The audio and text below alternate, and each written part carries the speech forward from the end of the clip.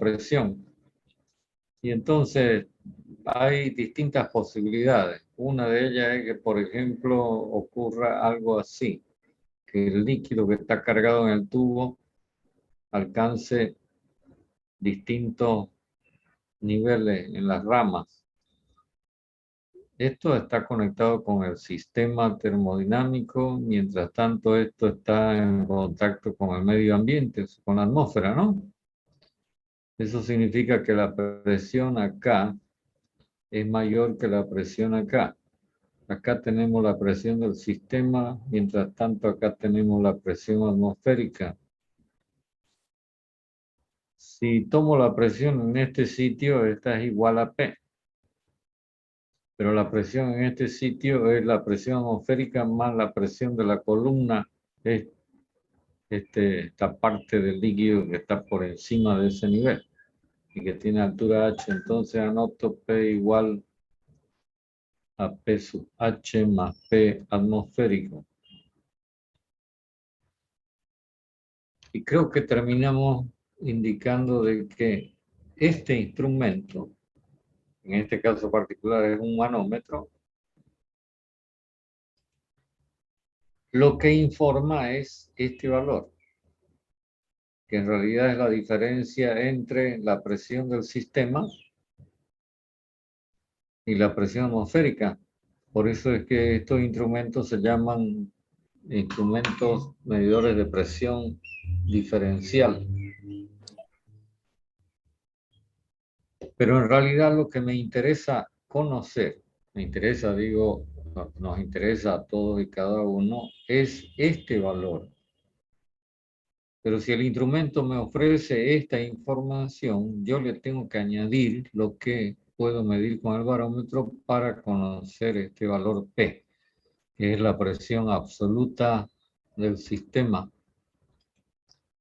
Si esto lo marco en una escala,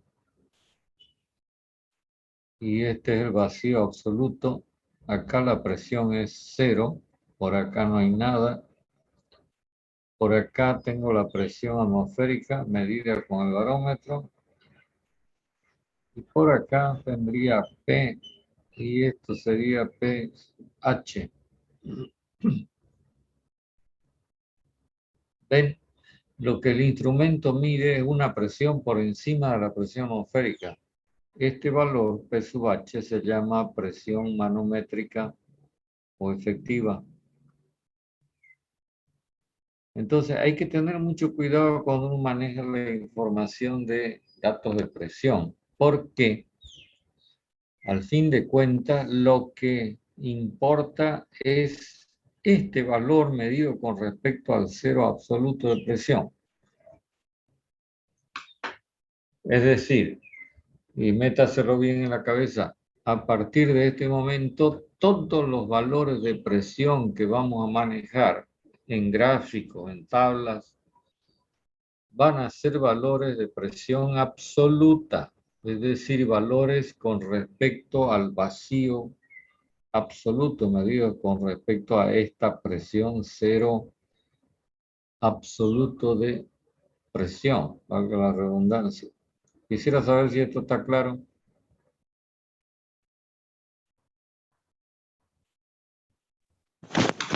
Claro, claro, ingeniero. Ya. En el caso del vacuómetro, para cerrar la cosa, la diferencia es que la presión del sistema sería algo como P' y lo que mide el instrumento es algo como P sub H'. ¿Lo ven? Un valor por debajo de la presión atmosférica. A este valor P sub H' se lo llama presión vacuométrica o presión de vacío. Entonces todo dependerá del caso. Lo importante es lo que acabo de decir en torno a que los valores que vamos a manejar como información en los distintos estados termodinámicos son valores absolutos. Bueno, creo que con eso queda claro el tema de la presión. Hablemos rápidamente algunas cosas en torno a la temperatura. ¿Qué es la temperatura? Que también tiene como sinónimo presión térmica.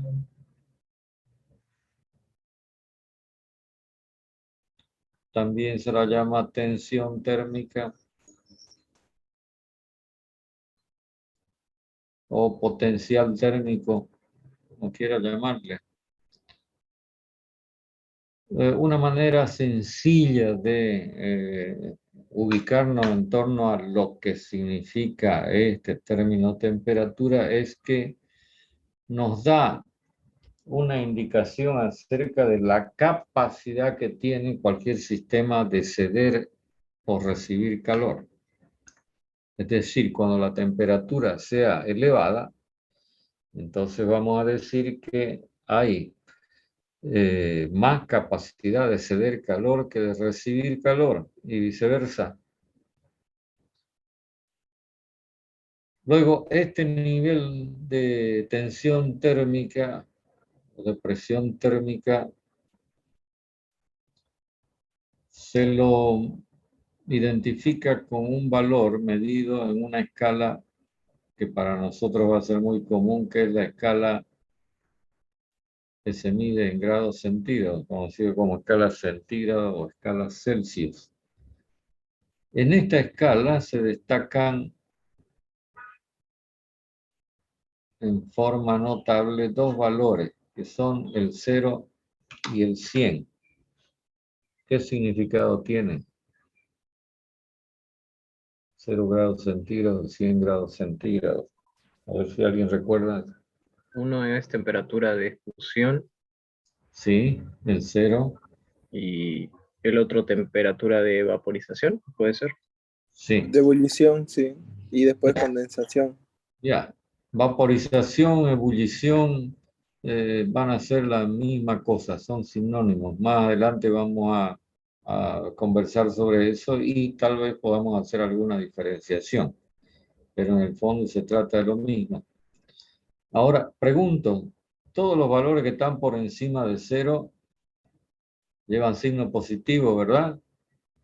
Pero los que están por debajo del 0 llevan signo negativo, es decir, que existen valores por debajo del 0. ¿Hasta dónde? Es decir, ¿cuál es el extremo de este campo de valores negativos en la escala centígrada? Menos 273. Grados Kelvin, sí.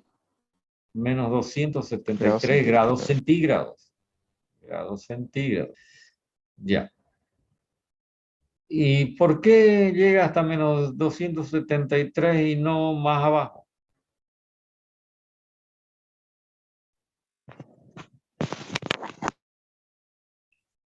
Hasta ahí lo máximo que se ha llegado.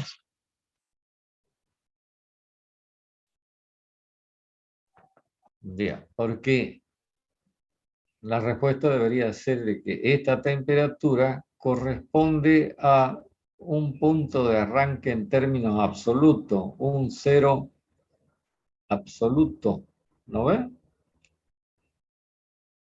Que lo podemos medir en una escala que se relaciona con la escala centígrada a través de un valor constante y que se llama escala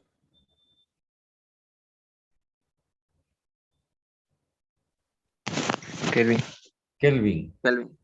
Entonces, se admite hasta el día de hoy de que la mínima temperatura que se puede lograr en términos absolutos corresponde a esto que se llama el 0 absoluto, 0 grados Kelvin, equivalente a menos 273 y algo de grados centígrados. Si yo quiero convertir una temperatura en grados centígrados, a grados Kelvin le sumo 273 y tengo la temperatura en grados Kelvin, ¿cierto? Esta operación usted la conoce también como comer, ¿no?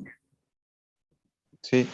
Si tengo una temperatura T' en grados centígrados y le sumo 273, tendré el equivalente T' en grados Kelvin. Si ahora hago la diferencia T menos T' en grados centígrados, esto con esto se va y me queda igual a T menos T' en grados Kelvin. Esto es algo importante que usted lo debe tener presente. Una diferencia de temperatura en grados centígrados es igual que una diferencia de temperatura en grados Kelvin. ¿Está claro? Es decir, que acá no hay que hacer ninguna traducción. ¿Me entiende, no? Da lo mismo que yo ponga la diferencia de temperatura en grados centígrados que en grados Kelvin. Esto es importante porque hay ciertas variables o propiedades de las sustancias que están expresadas por grado de cambio de temperatura. Y entonces yo la puedo expresar a esta variable por grado de cambio de temperatura, ya sea en grados centígrados o en grados Kelvin, con exactamente el mismo valor. Bueno, supongo que me están siguiendo con lo que acabo de plantear. Sí, ingeniero, todo claro. Ok. Bueno, sobre el volumen específico, mayormente no vamos a decir nada, salvo que en el caso de los gases, pues las moléculas están separadas. Y entonces, ¿qué hay por acá entre las moléculas?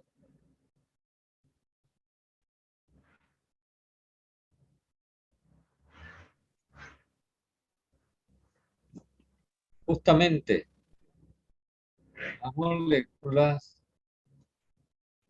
usted las puede aproximar entre sí, ¿no es verdad? Juntarlas. Esta operación, ¿cómo se llama? Compresión. Compresión. Es decir, el hecho de que las moléculas estén separadas es lo que permite que, por ejemplo, los gases sean compresibles, ¿no? En cambio, en los líquidos, la distancia entre las moléculas es prácticamente, o el espacio vacío es casi nulo, y entonces no se puede provocar, por más que se aumente la presión, un cambio en el volumen de la sustancia. Bueno, no sé si quieren preguntar alguna cosa en torno a esto, pero todo, digamos, en realidad un repaso. Voy a borrar porque voy a plantear a continuación otra cosa. Así que si tienen alguna pregunta, la escucho. ¿Nada? Todo claro. Ok, Todo claro, ingeniero. listo. Lo que vamos a empezar a examinar a continuación es lo que podemos titular comportamiento termodinámico de una sustancia pura. Y vamos a traducir lo que significa este título. Cuando digo comportamiento termodinámico, significa ir conociendo distintos estados termodinámicos con sus correspondientes valores de presión, temperatura, volumen, etcétera, en los que puede existir una determinada sustancia.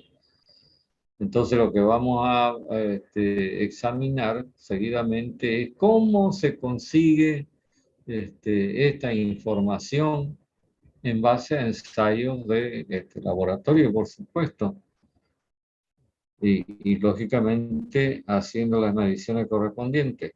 El otro detalle que trae el título es que nos vamos a referir a una sustancia pura. Esto significa que nos vamos a preocupar del comportamiento termodinámico de una sustancia que al ir pasando por distintos estados termodinámicos no cambia de composición. ¿Entiende? El ejemplo emblemático es el caso del agua. Es decir, en cualquier estado termodinámico el agua va a ser H2O y punto. ¿Está claro lo que estoy diciendo? Sí, ingeniero. Ok. Lo otro que no sé si en alguna de las materias que ya han visto antes lo han sentido mencionar es este término, fase.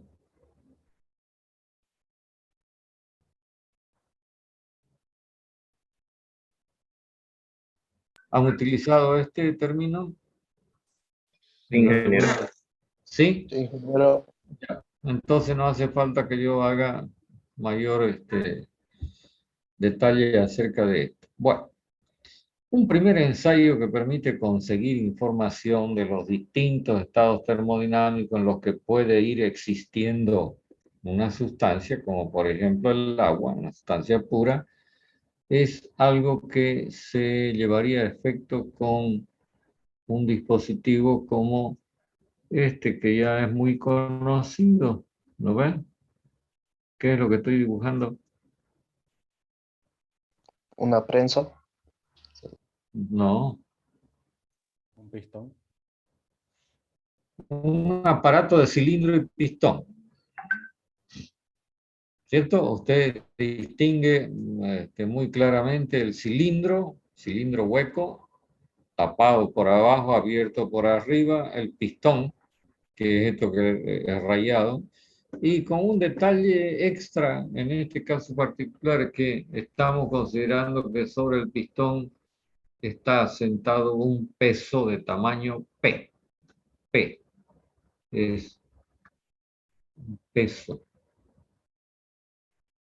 Este peso genera fuerza hacia abajo, que es contrarrestada por lo que esté contenido dentro del aparato.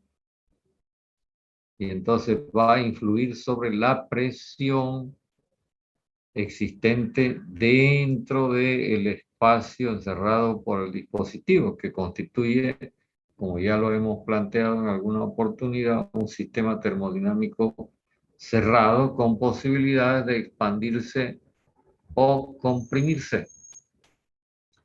Entonces, supongamos que usted coloca acá, dentro del aparato, una sustancia pura en estado sólido. Supongamos que sea el agua. En la condición inicial, si el sistema está en equilibrio, entonces podemos establecer un valor de P, un valor de T, un valor de B. ¿Cierto? Simplemente midiendo.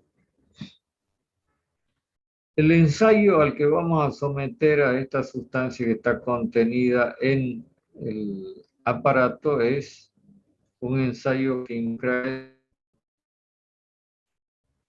representa así.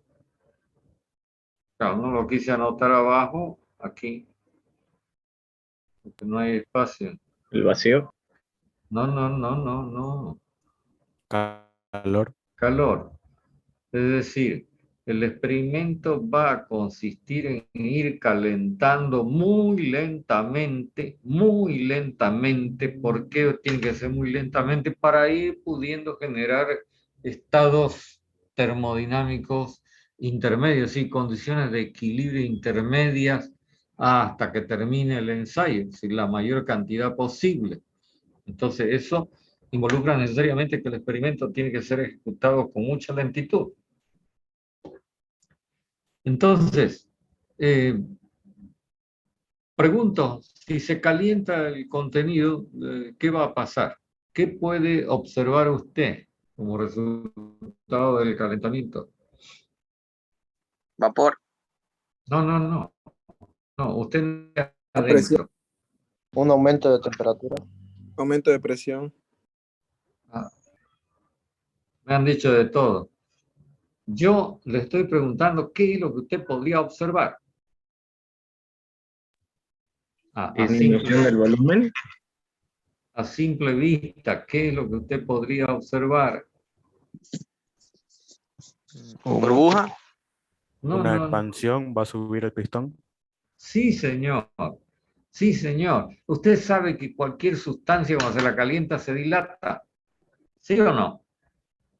Se expande. Es el término que usamos nosotros acá porque hablamos de fluidos. ¿No?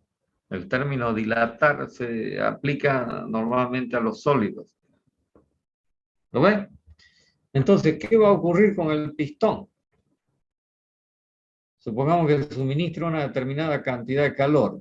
Tal como lo estoy indicando con la flechita, el pistón se va a mover. Supongamos que se movió a una posición más arriba. Lo voy a marcar con otro color.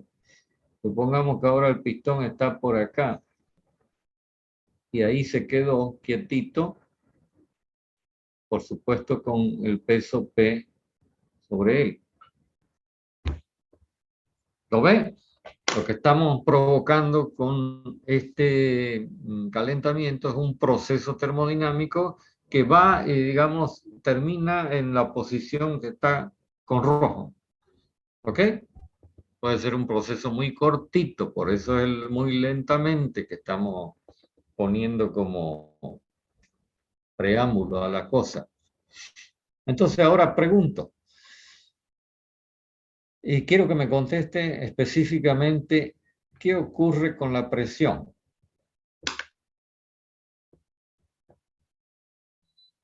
Aumenta. ¿Ah? Aumenta por la temperatura. ¿Ah?